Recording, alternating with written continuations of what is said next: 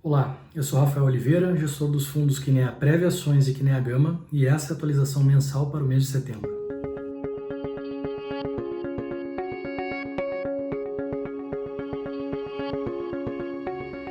Bom, passado o mês de setembro, fica cada vez mais claro para a gente que aquele debate difícil entre equipe econômica e equipe política acerca aí da situação fiscal do Brasil está longe de ter um fim.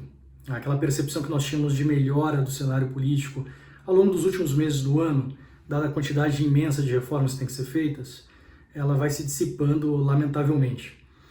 E aí vai acendendo uma luz amarela na tela dos gestores, dos agentes de mercado, que justamente acaba implicando em aumento de prêmio de risco. Muito da agenda que o mercado esperava para o mês de setembro, na congregação dos esforços de executivo e legislativo, não aconteceu.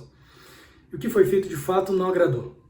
Soma-se isso uma primeira quinzena de setembro difícil mundo afora, com medo de uma segunda onda de Covid na Europa.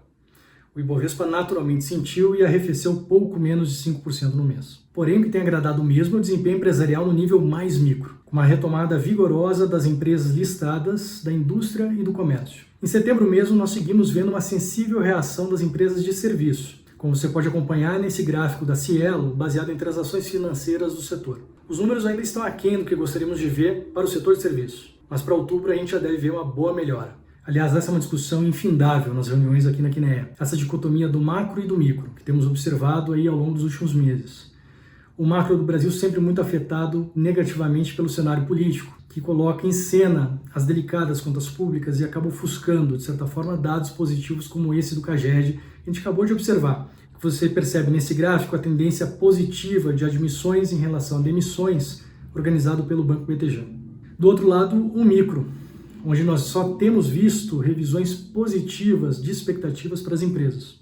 E no fim já está sendo possível, inclusive, rever para cima os lucros das empresas projetadas para 2020, algo impensável há poucos meses atrás.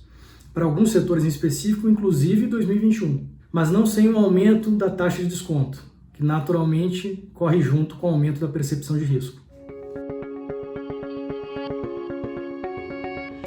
No mês de setembro, os fundos sentiram a alocação no setor de yield na expectativa do fechamento da curva, que obviamente não veio, pelos motivos que já comentamos. O setor de óleo e gás também foi um detrator de performance, em contrabalanço a outras empresas de commodities que agregaram muito bem. Foi o caso de siderurgia e mineração. Em setembro, portanto, nós ficamos marginalmente acima do nosso benchmark.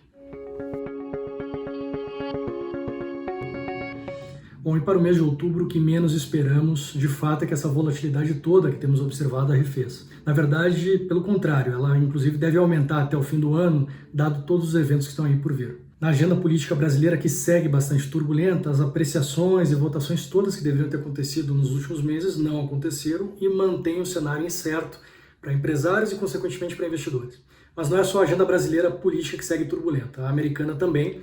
Agora, em outubro, a gente entra na reta final da campanha presidencial, acompanhando as pesquisas eleitorais, onde ainda é substancial a diferença entre os dois candidatos e certamente isso vai ser mais uma fonte de volatilidade para os mercados. Isso, obviamente, somando também a expectativa do pacote fiscal trilionário que o Congresso americano está para anunciar desde agosto.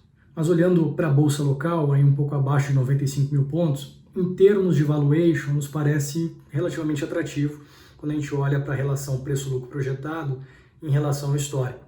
A gente está falando aí de pouco mais de 11 vezes, que é justamente a média histórica.